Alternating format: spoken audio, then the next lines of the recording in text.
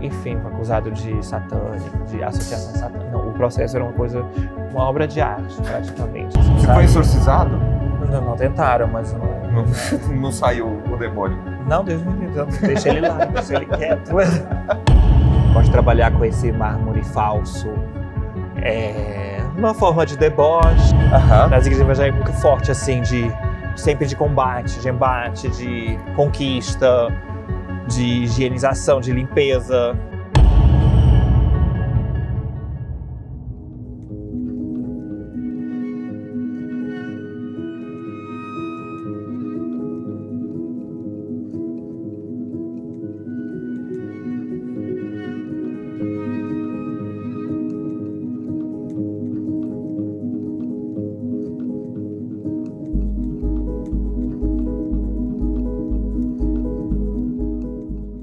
Estamos finalmente aqui no pavilhão suíço da Bienal de Veneza, ainda em obras, né? Como você tá, guerreiro? Tô bem, tô ansioso, tô feliz também de que tudo tá dando certo, sim, mas a última hora é sempre começa a dar um frio na barriga, né? Esse trabalho começou há muito mais tempo, né? Em 2022. Tá? Isso, porque quando me chamaram para apresentar um projeto para o pavilhão, ainda estava tendo a outra Bienal com a Latifa, que estava fazendo o pavilhão, e aí chamei o Andréia para fazer comigo como curador, e aí a gente começou a desenvolver esse projeto, então fazem já 2 anos disso. Vamos dar uma rodada agora? Vamos lá? Então, é como se fosse o tour do visitante, né? Eles vão entrar por aqui, nessa entrada que a gente fechou com esses painéis marmorizados. Enfim, todo o pavilhão está todo marmorizado. Assim, gosto de trabalhar com esse mármore falso. Uma forma de deboche, uma forma com esse material, símbolo de poder bancário, eclesiástico, de igreja, de tudo assim que está muito presente como símbolo de poder, de alguma coisa séria, de alguma coisa que se impõe ao respeito, né? Então, muito usado tanto no modernismo, como no classicismo, no neoclassicismo, e em diversas arquiteturas do mundo ocidental. Ele é muito carregado, então, de carregar de mármore mesmo. Exato. Aqui é uma referência um pouco a Mies van der Rohe, arquitetura modernista. O pavilhão fez uma coisa, que já tinha esses pilotis, já tinha essa arquitetura, e aí aqui a parte de dentro é mais neoclássica. Vamos lá? Vamos lá. Aqui é a fonte, enfim, agora é o esqueleto, né, daqui que vai ser a fonte de Helvécia. Aqui vai ser apresentado... Vocês vão ver depois, né? Vai ter as imagens é um planetário, que é o antigo, assim, eu já tinha feito uma experimentação com isso lá no planetário do Ibirapuera em 2018. Sim. Mas agora... De onde vem esse domo? Da Ucrânia. Da Ucrânia? Eles são muito bons. Aqui é a fonte, enfim, aqui tem a fonte e tem a reserva, né? Então é bom, aproveita para ver esse mecanismo interno, que foi o Klaus, nosso diretor mecatrônico, que fez e a gente desenvolveu. Enfim, quando comecei esse projeto de Helvécia, eu queria muito... eu gosto muito de arte de fonte. Sim. Sempre foi. Porque Enfim, esse Bienal também foi a ocasião de realizar sonhos, né? De ter...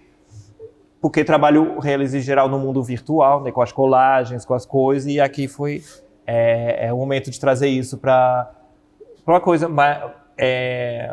imersiva, trabalhar com os materiais em si, com a tridimensionalidade, com essas relações de ter as coisas encarnadas. Você tinha esses bustos de Helvécia, mas em filme, né? Aí é como partes que vão também as colunas, já trabalhei bastante com esse elemento, né, que também que é um símbolo, né? Hoje a gente vê em todas as partes, né, como esses símbolos neoclássicos, né, do Império Romano foram reciclados para um ideal de supremacia superficcional branca, assim, toda essa construção desse ser, né, sempre se espelhando nessas referências clássicas. Então aqui também foi uma brincadeira, né, com essas colunas, né, de trazer esse ambiente pomposo, assim, de excesso de pompa quase, mas também bem frágil, né, porque é papel de parede, coluna, elas são assim, né, tudo Assim, são sólidos, são bem feitos. Você falou uma vez, até para uma entrevista para a gente, para a Suissinfo, que o teu trabalho é feito de acumulações, né? Sim. Que você vai, como se diz, evoluindo as ideias e vai buscando imagens. Eu vi que tem também, você pegou coisas também de outros trabalhos seus e construiu uma nova narrativa aqui. É porque, na verdade, é tudo o mesmo trabalho, né? Que esse Atlas Superficcional Mundial que eu comecei, que é desde 2004, que fez 20 anos esse ano. Que era o projeto da faculdade ainda. Que começou na faculdade, que não chamava assim, né? Que eu não sabia que estava fazendo, mas já estava fazendo essa pesquisa, né? E essas superficções e construindo essas alegorias já da época da faculdade, que comecei com a Batalha de Bruxelas, o Super Rio também, naquela época. E então eles vão se conectando, porque tem temáticas, né, que atravessam todas as... Por exemplo, que a gente vai ver ali no... Não sei se a gente pode ir ali direto.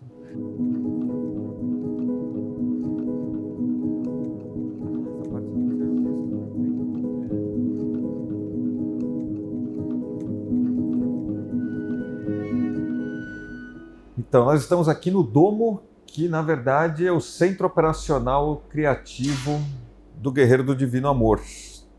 É aqui que você passa a maior parte do tempo, né? Sim, eu tô morando aqui nesse domo, praticamente, né? E porque é muito bom, porque né, são os arquivos em 2D que a gente transforma nesses arquivos tridimensionais. Enfim, tecnicamente é bem complexo. É muito bom ter tido esse período para entender, porque é um formato novo para mim, um sonho também, e de trabalhar com essa cosmogonia. Então, esse trabalho que a gente está vendo aqui no Domo é o próprio Milagre de Helvécia, que você já tinha exibido antes, né, em Genebra. Ou uma continuação dele, uma evolução dele. Ele é a apoteose dele, né? Ele é... Porque é o próprio milagre acontecendo aqui. É como eu sempre imaginei ele, né? Porque ele é com essa deusa mãe Helvécia, né? A representação da pátria e todas essas outras... as deusas do Olimpo helvético. Elle est l'étape ultime de la civilisation, simple et sophistiquée, rustique et technologique. Un Olympe dans l'Olympe pour l'exportation.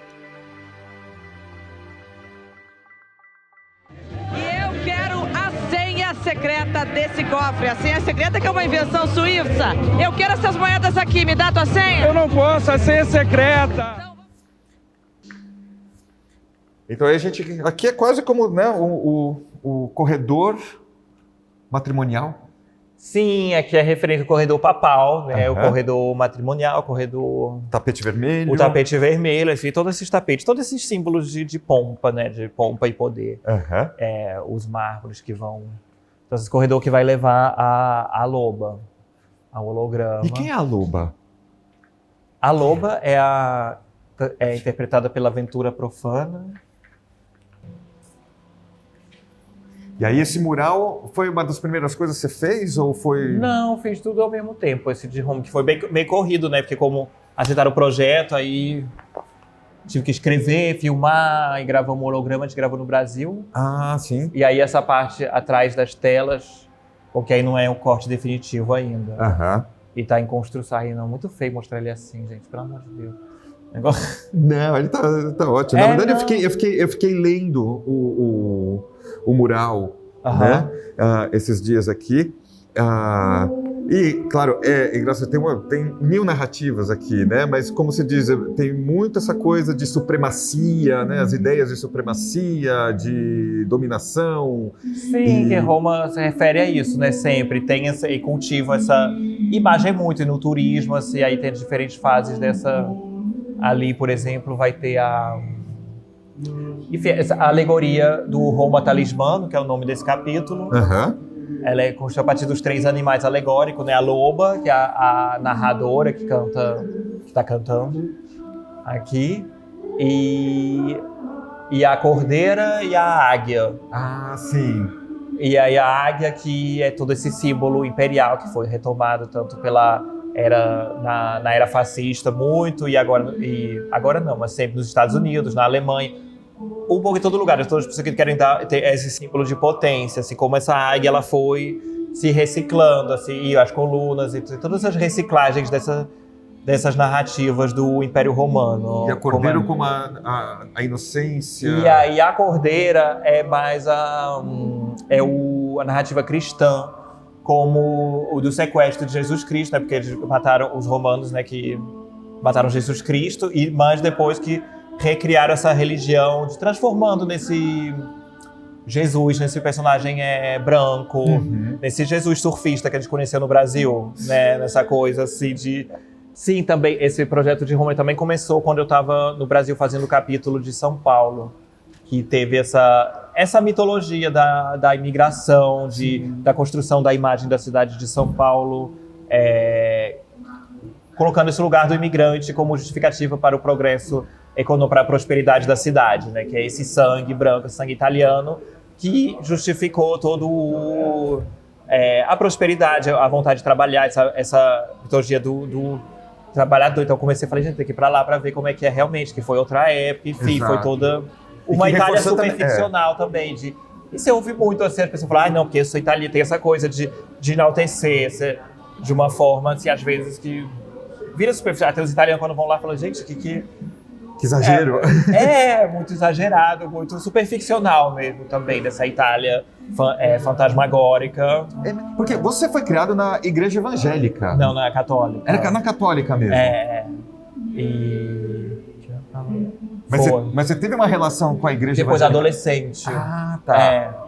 E é inclusive daí que veio o guerreiro, não vem? O guerreiro do Divino Amor. Foi de uma brincadeira, né? Que eu fui quando eu quiseram me...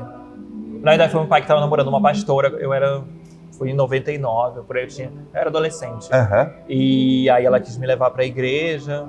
E eu gostava disso, eu era bem curioso, né? Porque, enfim, não conhecia muito esse universo. E era legal, assim, naquela época tinha, enfim, como lugar de estar junto, de conhecer gente. E as músicas, e aquela estética mais exagerada, as coisas, eu achava. Mas aí depois, né, obviamente, sendo... com os LGBTs, então, quando começaram a querer tirar demônios, essas coisas não deu muito certo. Aí você foi exorcizado? Não tentaram, mas eu não saiu o demônio. Não, Deus me livre, deixa ele lá, deixa ele quieto. Deixa o demônio quieto. Porque eu gostava muito, assim, criança eu ia muito pra igreja católica, assim, minha avó é bem católica, minha mãe não ia assim, mas eu ia sozinho porque eu gostava de ficar lá, de cantar, de estar junto, de toda aquela... dos rituais, né, de poder usar saia, de poder usar vestido, de ter essa coisa um pouco mais... porque a igreja fluida, católica... né? A igreja católica é bem fluida, assim, quando você... Não é... Mas tem... Pra mim tinha, assim, um lugar que dava pra... Né? Pra extravasar um pouco. Depois, quando eu fui entender, não colou muito bem, mas... como criança gay, assim. Mas era uma boa referência, assim, até como se Deus aprovasse você, né? Eu me sentia aprovado, assim, como criança viado lá, assim, era bem... Eu pintava lá, gostava de estar lá. Tava em casa. Porque em geral, né, tem essa relação de muito tempo, né, das crianças, dos meninos mais afeminados serem levados para a igreja, de ter... Sim. De ter essa coisa que são espirituais, de falar, não, porque ele é espiritual, não sei o quê, tem toda essa coisa ali. E todas as igrejas que você colocou aqui, quer dizer, você está brincando com o cristianismo em geral? Não, porque teve essa arquitetura romana vai ser reciclada, né? Por exemplo, aqui tem as igrejas batistas e as igrejas universais especificamente, que tem muito essa referência do templo romano. E esse capítulo fala mais de catolicismo, o outro... capítulo Milagre de Helvécia, ele fala, né, de ter a Calvina, que também é interpretada pela Ventura, que aí fala dessa junção, né, como do protestantismo, como ele foi, como ele nasceu e fez essa junção, criou as bases para o capitalismo, né, de ganhar dinheiro, de não ser mais um pecado, de enriquecer como sinal de devoção a Deus, que é toda a base da teologia da prosperidade, né, que a gente encontra nas igrejas neopentecostais. Exato. Então, aí foi lá que em Genebra que aconteceu, né, dessa austeridade, que hoje em dia não é tão austeridade fachada, né, mas que lá teve, que ainda se encontra. Então tem esse personagem da Calvina, que é bem central nessa transformação. E justamente por isso. E de criar essa coisa matemática do tempo milimétrico, né, do tempo ser uma dádiva de Deus e ser pecado perder o tempo, o ócio, e de ter que ser produtivo, da produtividade como forma de honrar a Deus e ao Senhor. Então isso foi muito uma coisa que espiritualmente se desenvolveu na Suíça e depois se espalhou, né, muito pela Holanda, Estados Unidos, e foi se transformando. Mas acho que ficou muito assim no DNA de hoje, da sociedade hoje, assim, de ter essa coisa quase que virou interna, assim, de ganância, culpa, ganância, de ter que produtividade, de servir. E central também, assim, a Roma, acho que eu não falei ainda disso, de transformação na cordeira, da criação desse Senhor, que foi tudo, né? Porque Jesus, foi Jesus, né? Acho muito, muito importante, essa história é maravilhosa, mas não é uma mensagem patriarcal. E ali foi em Roma que virou esse pai, esse senhor. Assim, eu nunca vi tanto macho quanto em Roma. Assim, e ela que vem, né, de um país muito machista. Enfim, o Brasil é muito machista. Mas aqui na Itália se tem de busto, essa quantidade, essa overdose de bustos, de estátuas. E também na própria sociedade, assim, as relações, assim, foi bem, muito... Que continuam, né? Continua. Isso é a frase final, assim, eu fiz para fazer o teste, né? Mas aqui vão ser as legendas aqui. É o Roma, o eterno vulcão de água sanitária, espiritual e visual.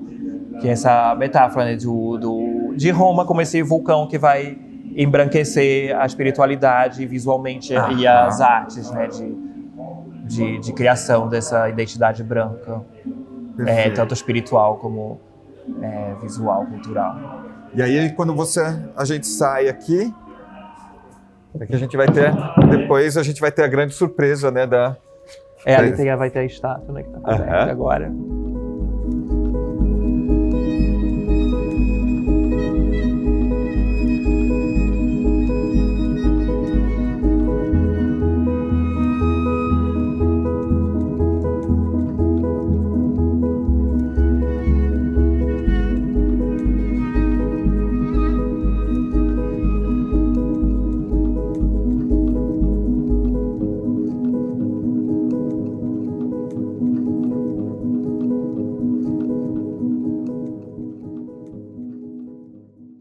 Minha avó é muito católica, Glória Guerreiro. A Glória Guerreiro, nossa, que Dona nome Glória maravilhoso. Guerreiro, muito inspiradora. Me ensinou muito sobre tudo. Sobre tudo. Por exemplo, todo o figurino do Milagre de Helvécia eu roubei dela. Ah, sério? Porque ela tem essas roupas pomposas executivas, assim, ela tem realmente... E, cara, essa coisa de guerra, Glória Guerreiro faz jus ao nome. De guerreira social, desses escudos, dessa roupa, assim, desses figurinos. Olha. Da elegância.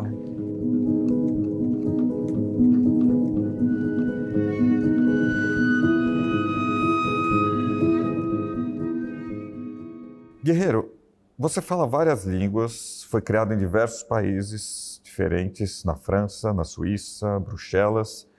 E há 10 anos você vive no Rio de Janeiro. Como que esse tema de estrangeiros em toda parte te toca, esse tema da Bienal de Veneza desse ano? Eu não queria falar.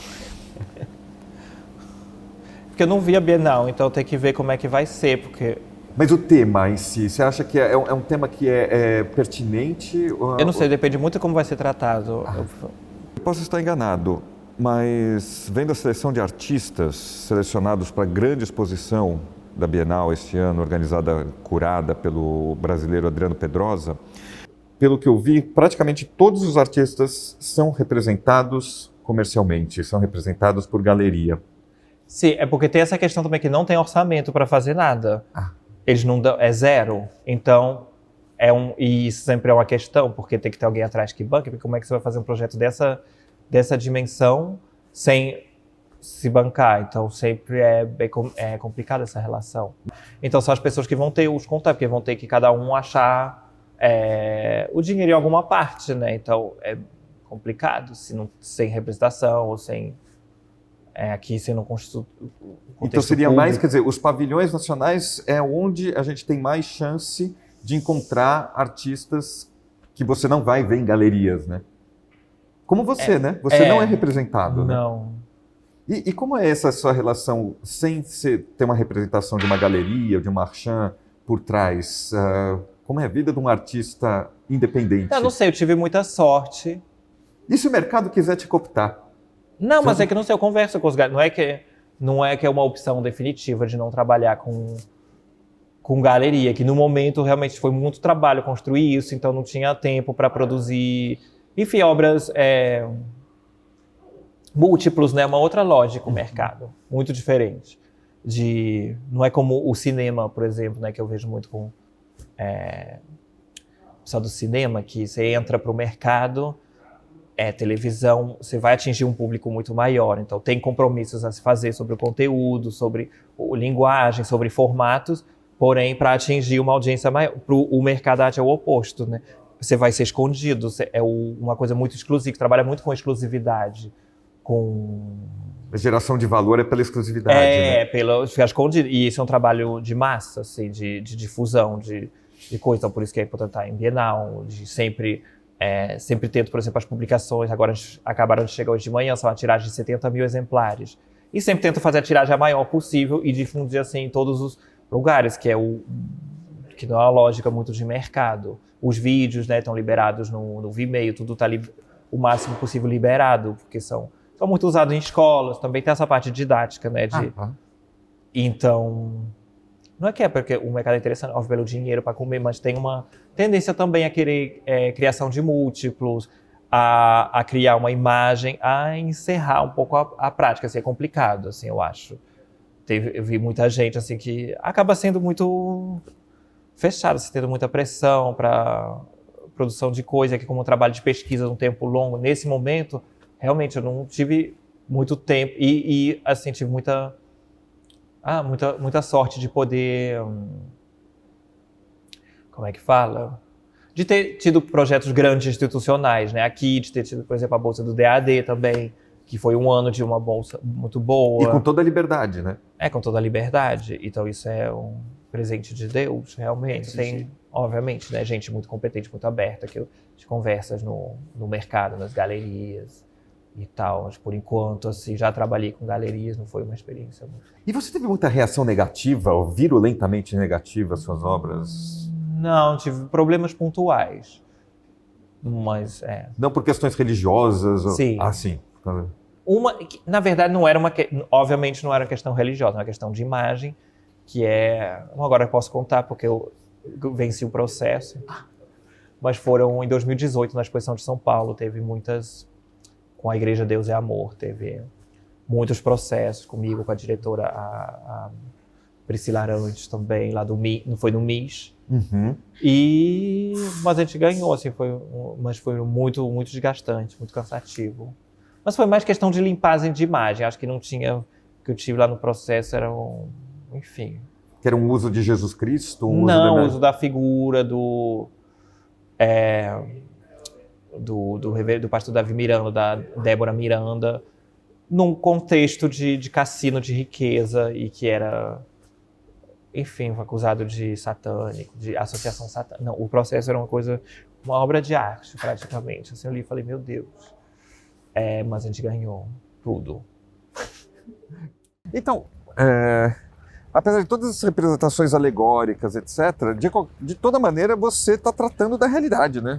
Tem um certo realismo ali. Sim, é um trabalho hiperrealista, né? Apesar de ser um trabalho de fantasia e tudo, mas ele só a partir desses extratos, né? Tanto trabalho muito com vídeo institucional, com o que as instituições, tanto as empresas, as igrejas, as cidades, todos querem mostrar, né? É um trabalho muito com a superfície das coisas, com a imagem, com essas imagens criadas. Tudo começou com isso também. Quando eu estava estudando, que eu ia infiltrar esses congressos de promotores imobiliários, e aí de ver que tinha esse vocabulário muito bélico, assim, de conquista, e que é um vocabulário que se acha também na igreja. Nas igrejas evangélicas é muito forte, assim, sempre de combate, de embate, de conquista. de higienização, de limpeza.